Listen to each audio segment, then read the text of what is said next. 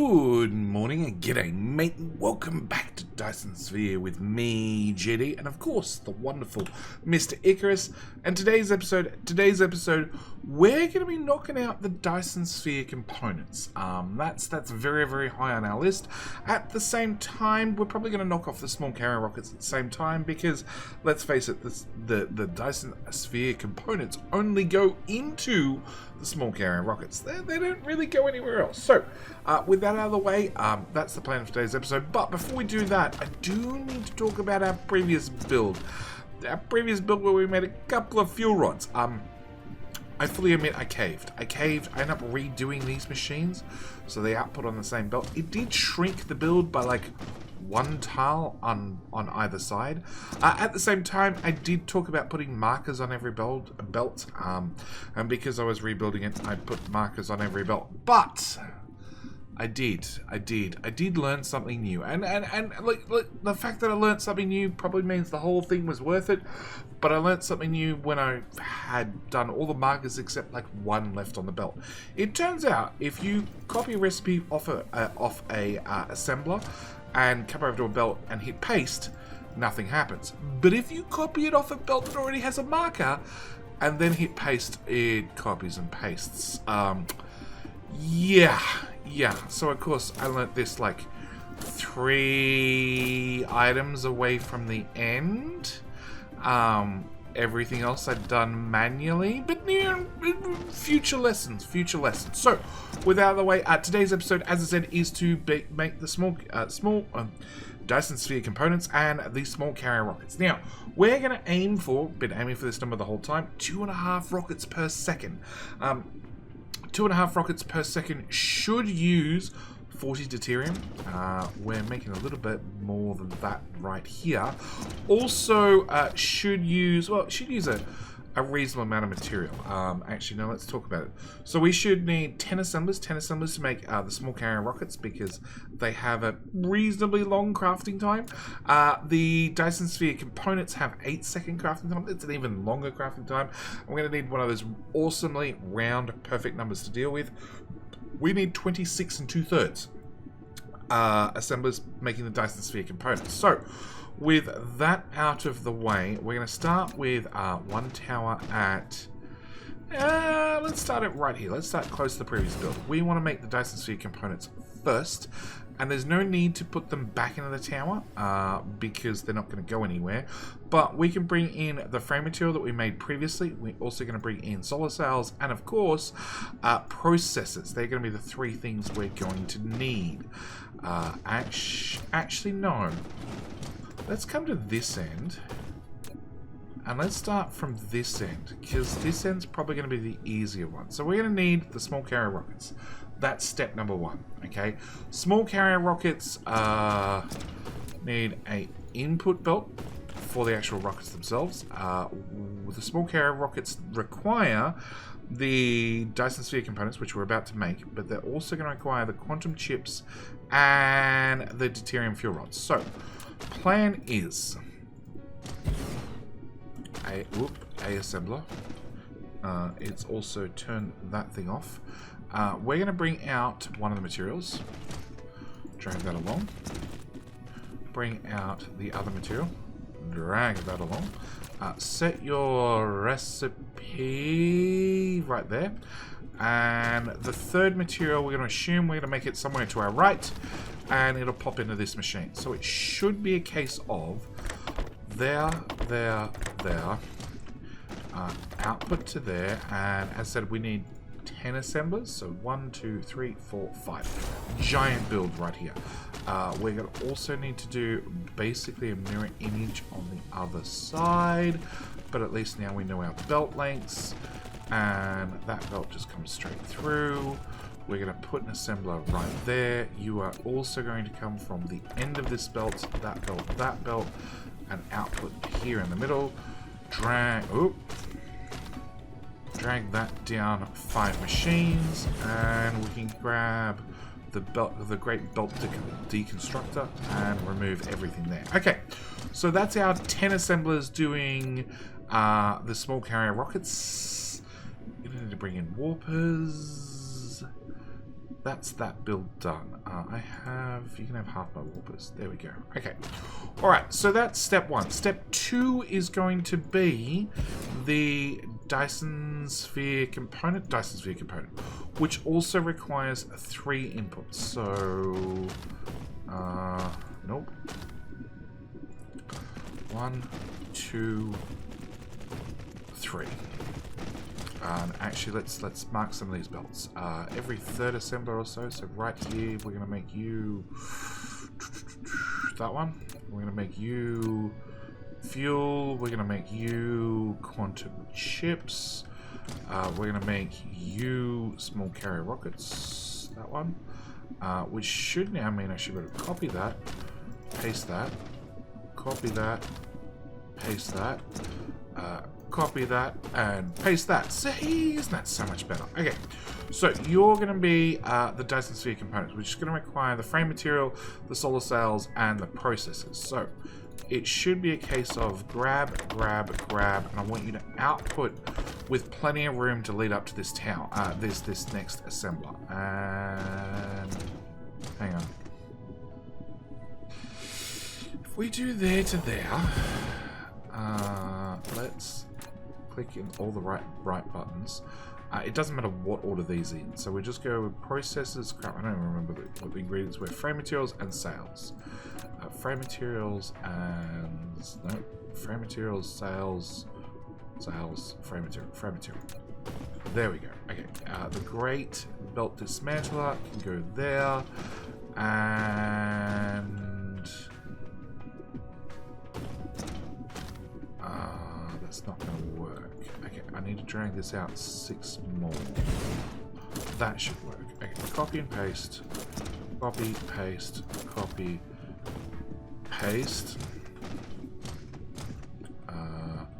Copy, paste. And then if I remove all of that, hopefully we can copy from there to there and then go. Well, that should be okay. Let's just paste that many to start.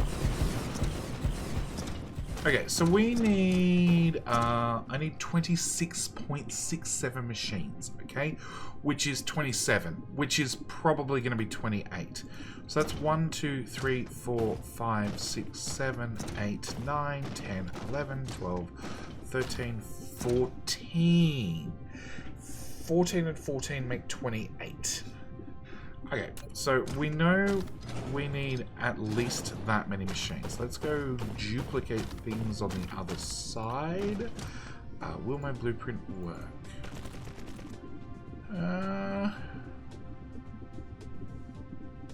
Great. I know that belt's there, and I know you're going to argue because that belt's there, but I have a feeling everything's now facing the wrong way.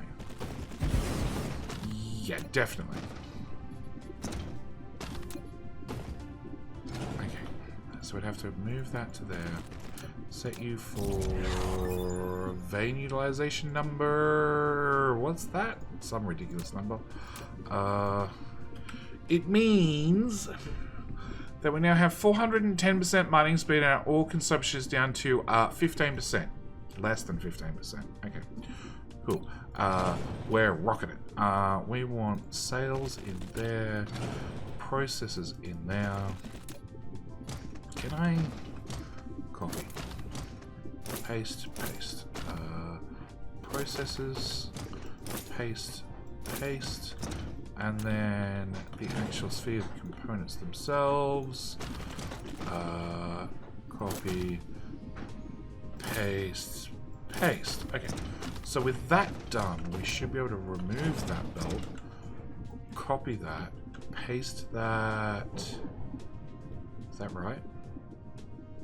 No, the sorters are around the wrong way. Okay, so after all that,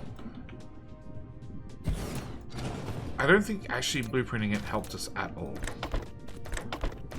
And I want you to output that side. Okay, copy, paste, there to there to there, hit the minus button so they all merge up,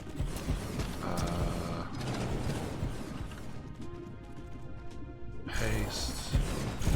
Paste. Okay, and we already know that that makes 28.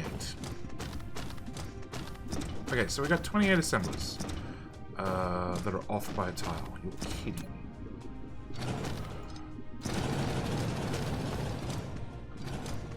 Okay, try that again. Hit the minus button. Done. Alright. Things line up now. Yes, all the belts stick out one tile. That's perfect. Means we can trim them off. Okay, so we have 28 assemblers, and we have room to put a roboport. It's not a roboport. It's a interstellar logistics station right here. Now, the catch is I need to bring 3 different materials out here and 3 different materials out here. So it actually means, if I remove that, I need to put this like.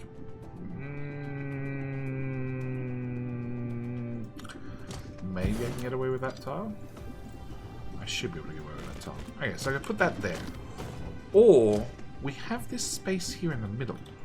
So 1, 2, 3, 4, 5. So I can build 10 of them in here, but for every one I build in here, I'm going to lose one on the outside. So if I build 1, 2, 3, 4.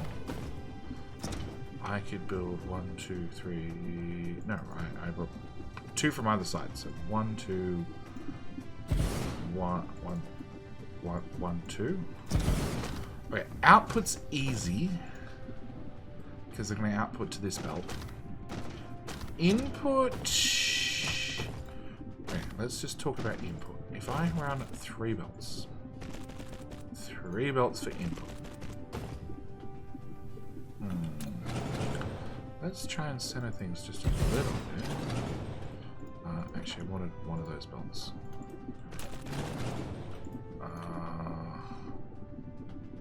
Where are we?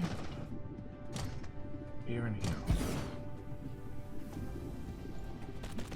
Okay, so if I center these guys up, and let's assume I lined the assemblers up with the assemblers on the other side, because I would obviously have to do that. And I run those 3 sorters, it means you can't get off this first belt. Not unless I make intentionally. Hang on, let's copy that and slide it up 1 time. Then pop you there. If I offset this guy from this guy, then I can line things up. Well, I can get them on to attach to all 3 belts. My other options, I put a belt down the outside.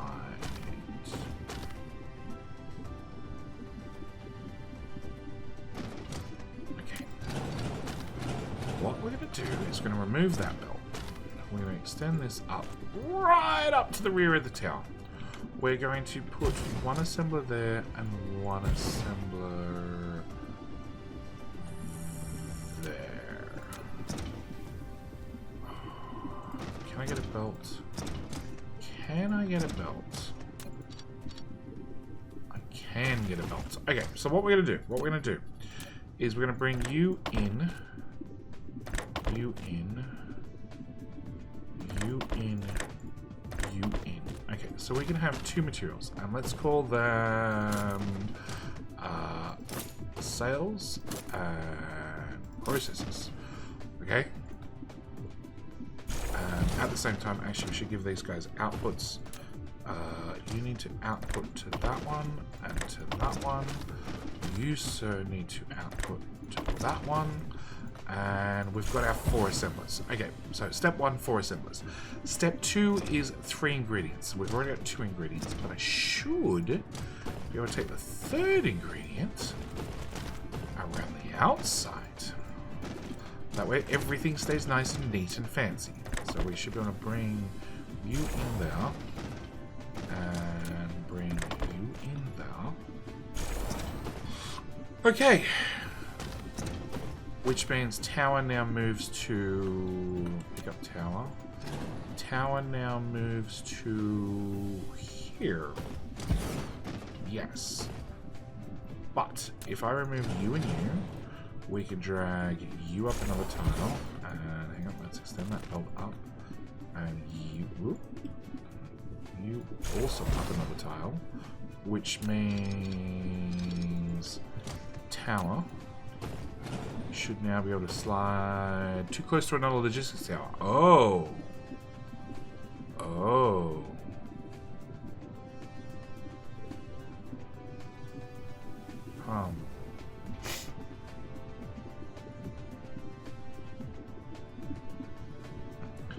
So, I can put this tower on the outside, but then it means I'm ending a build with a tower, which means when you put down your next black box build, you'd have to leave a gap no matter what.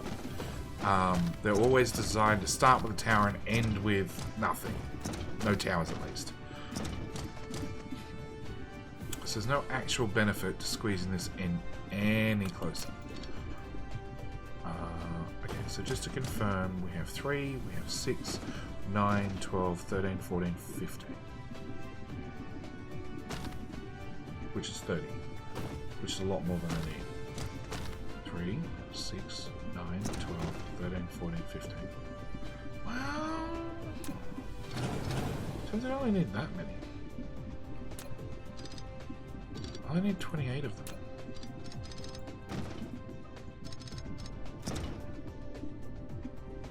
Okay, let's work on one thing at a time.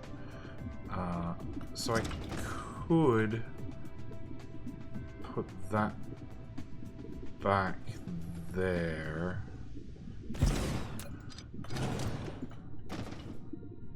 Item number 1 being processes. Yeah, I think I'm gonna do it this way. Alright, so let's set these up. Let's get in processes, let's get in sails, and let's get in frames, let's get in warpers. Set the warpers to 100. Yeah, we can turn those on probably. And then you can be number 3 frame material. Let's remove that. So you become processes to there. And you become sails to there, and you become frame material to there. Okay. So then on the inside, no, hang on. 3, 6, 9, 12, 13, 14. So I only need 2 assemblers. 2 assemblers either side in the middle. So, oops, you're meant to actually go that direction. So then we're going to drag that up to there.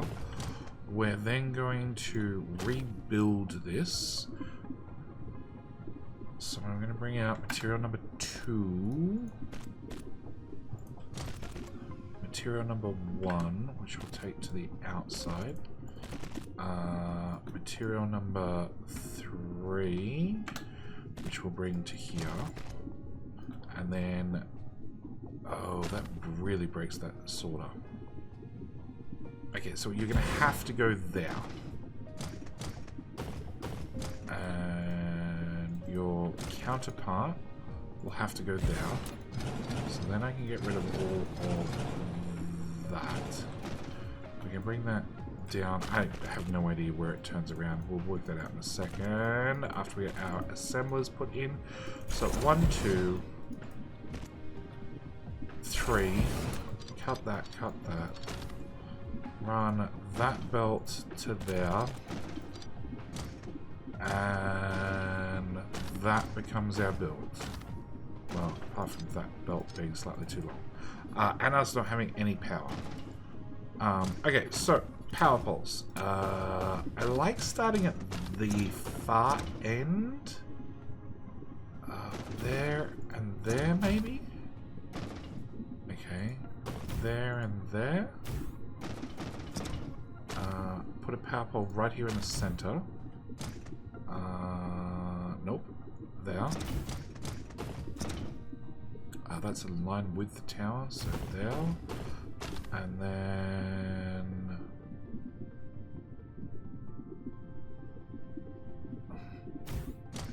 center mass here.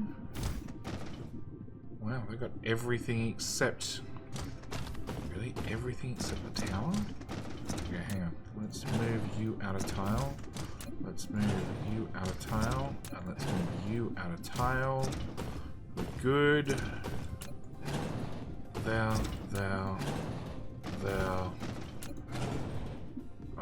Grab the power pole, pop it there. Hang on.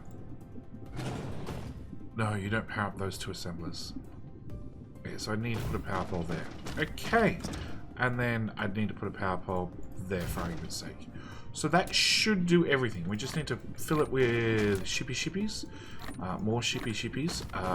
Get up to... Oh, so you got orbers. Damn! Okay. Alright, we're going to leave the build where it is. I was going to move it closer to everything else, but we're going to leave it where it is. We're going to bring in... We're going to go min, max, max. We're going to go demand, and demand. Here, we're going to have to max that, min that, max that. We want to demand, and demand. And that should bring in everything. So, quick recap. We have 2, 4, 6, 8, 10, 12, 14. 14 doubled is 28.